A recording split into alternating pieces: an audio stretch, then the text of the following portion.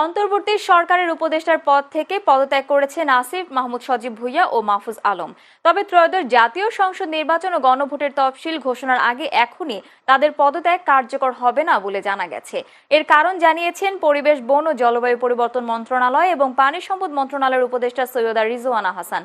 তিনি বলেছেন, পদত্যাগ করা দুই উপদেষ্টার মধ্যে একজন বলেছেন তিনি নির্বাচন করবেন, যিনি নির্বাচন করবেন তিনি আর অরাজনৈতিক সরকারে থাকবেন না। সেই কারণেই পদত্যাগপত্র দিয়েছেন। তারও কিছু দাপ্তরিক কাজ আছে, তফসিল ঘোষণার আগে সেগুলো তিনি শেষ করবেন। ওই সময়টুকু পেলেন তিনি। আমাদের যারা দুইজন ছাত্র উপদেষ্টা ছিলেন তাদের পদত্যাগের পত্র দেওয়ার কথা আপনারা সকলেই জানেন এবং এটাও জানেন যে তফসিল ঘোষণার পরে ওটা কার্যকর হবে। সে প্রেক্ষিতে আজকে তাদেরকে আমরা বিদায় জানালাম, কারণ একটা বিশেষ প্রেক্ষাপটেই এই সরকারটা দায়িত্ব গ্রহণ করে এবং এই সরকারের একটা খুবই গুরুত্বপূর্ণ অংশ ছিল গণ অভ্যুত্থানের শক্তি হিসাবে এই ছাত্রদের অংশগ্রহণ সরাসরি সরকারি কাজে।